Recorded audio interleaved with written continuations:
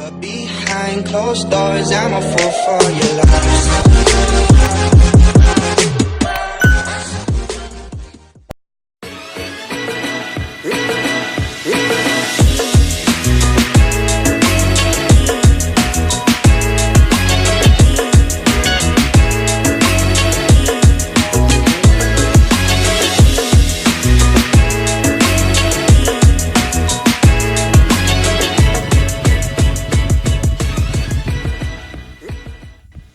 Hey, what's up guys? Look, Sniper 150. My kick-ass is already 4 years. Are you ready to review after 4 years use of this Sniper 150? Let's go, let's check it out.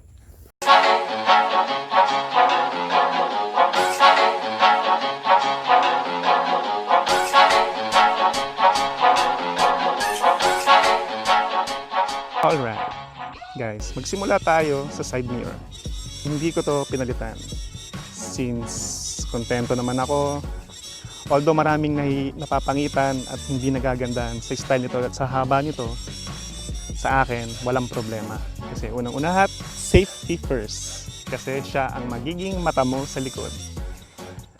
Pag peke ang nakikita mo, pwede kang madisgrasya. So, stock side mirror, no problem. Good, walang problema. Next, headlight. Pinilitan ko na yung headlight to.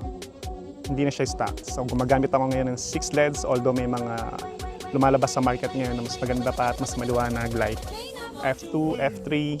Pero kontento na ako sa 6 LED. Next is lever and handlebar. Sa handlebar, no problem. I stick to stock kasi masaya naman ako, I'm happy, so malambot naman siya, no problem with that. Ang next kong pinalitan is brake lever and clutch lever, RCV, so and then the bar end. Bar end, nothing special with the bar end, so gusto ko lang maiba yung bar end ko.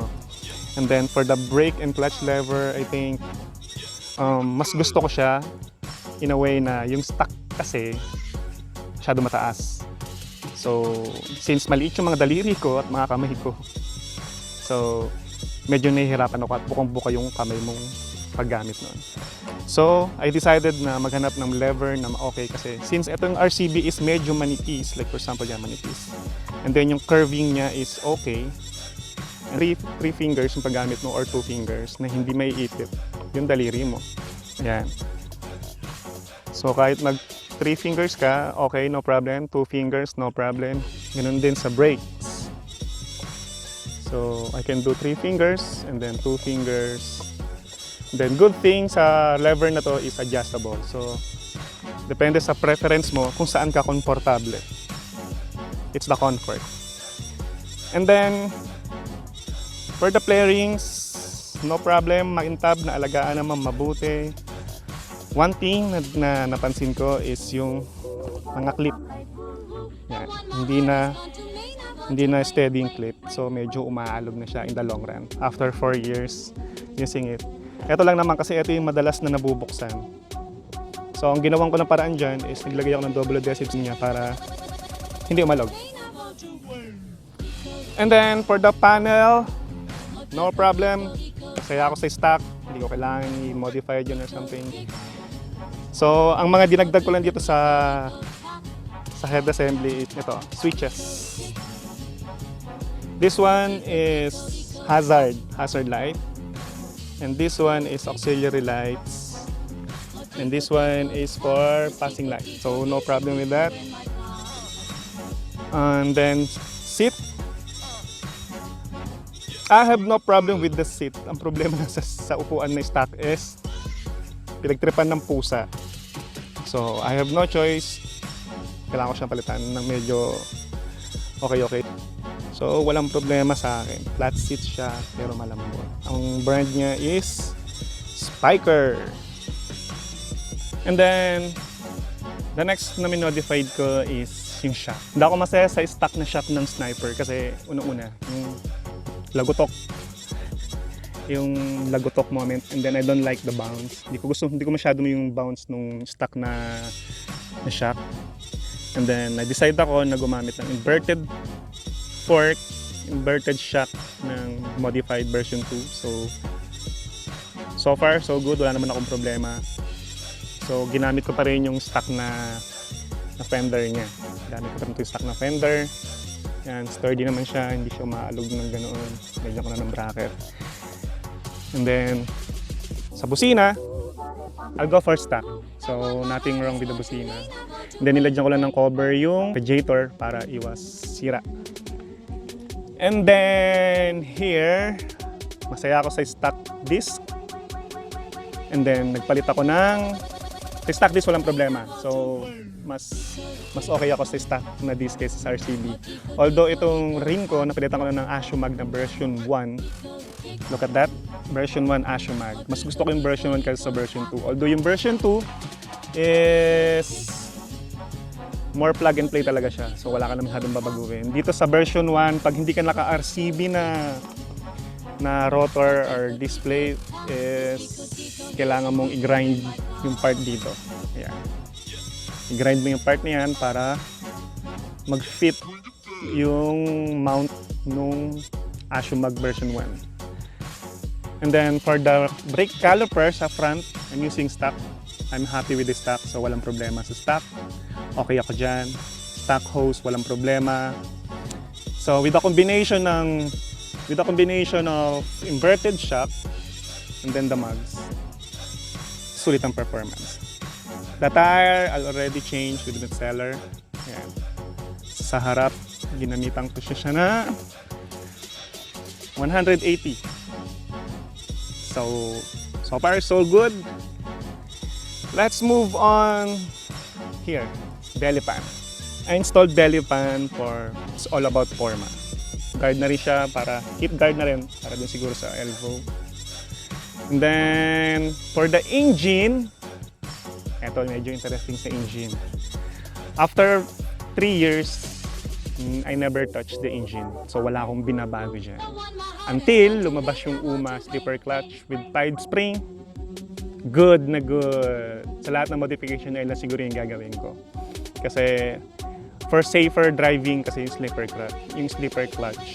And then sa makakatulong din siya sa lifespan ng makina. Clutch ng transmission system mo. So okay sa akin yan, no problem. Fairing, side stickers, and then isa sa mga binago ko is muffler. I got my stock muffler sa house, so hindi ko pa siya ginagalaw. Wala rin akong balak i-modify yun. So since gusto ko yung performance ko, almost 4 years ko na rin itong ginagamit, kasabay ng motor. Yung Nob 1 Titan until now. So I'm happy kasi ang pinakamasaya ako dito is hindi siya ganun kaingay, performance, no problem. And then the best is itong type niya. Yung elbow or pat na tawag nila is sa akin kasi malinis siya eh.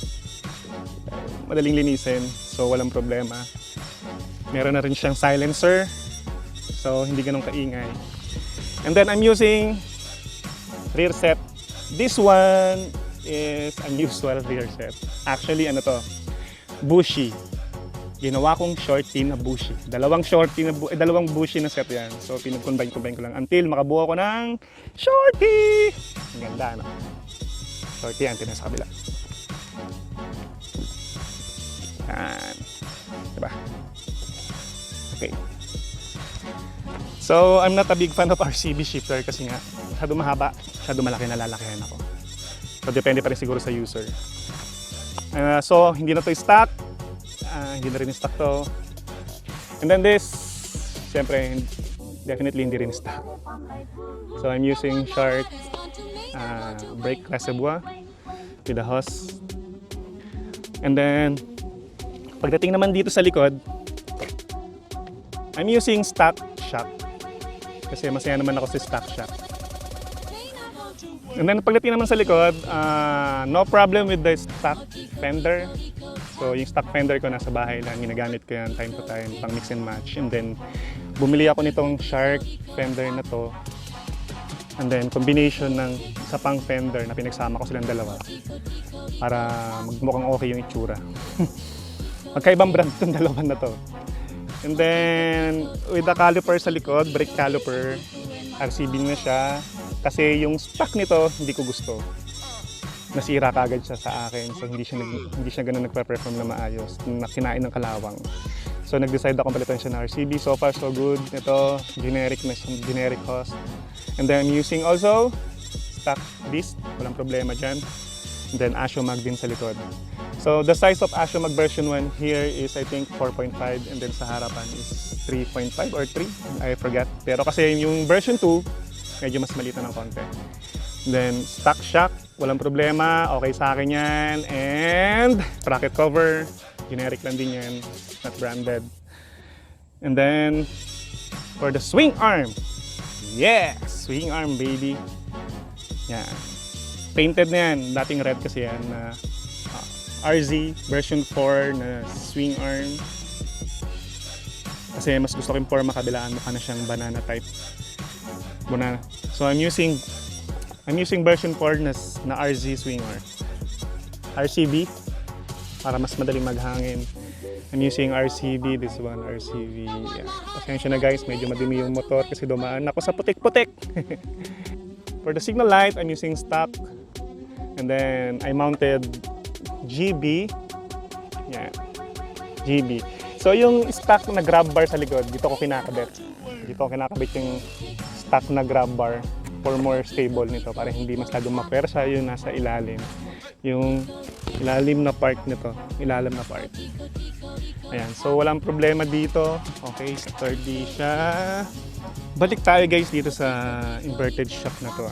So marami kasing lumalabas na issue na napuputol. So hindi ako naniniwala doon kasi 4 na taon ko nang ginagamit to since nung nagpalit ako. Mag-4 na 3 years mahigit. Pero wala naman akong nakikitang problema so far. So nasa pag-aalaga pa rin sa pag-maintenance ng motor ito. And for the decal sa body, ayan, customize ko yan since gamer tayo. Yan, puro computers and PlayStation and Xbox yung mga sticker na nandiyan. So walang problema. And then naglagay ako ng slider. If ever may slide, so yung hindi magpe-penetrate yung impact sa body, walang problema dito. Yan, with the side stand. Yan, side slider sa gilid, kabilaan. And then I installed voltmeter, Rizoma here. Bulok na siya. So overall performance, wala tayong problemang masyado. Hindi ako tinirikan ito sa bundok. So ginamit ko ton by North Loop, Visayas Loop, and then a lot of rides with my club. So no problem about this. No problem sa makina. Importante, mamonitor nyo ng lagi yung langis para hindi siya masiraan. Hindi siya matuyuan at hindi ko matok yung makina. So hindi ako naghahangad ng sobrang bilis. Ang kailangan ko, hindi man siya yung pinakamabilis na motor na 150 in market, pero hindi mo siya pwedeng iwan. So I'm not into track, so more on travel, more on touring. So okay ako dyan. Overall review, ang grade na mabibigay ko siguro sa motor na to is 1 out of 10 is 9 for me. Sa 150 category ng mga motor na underbow.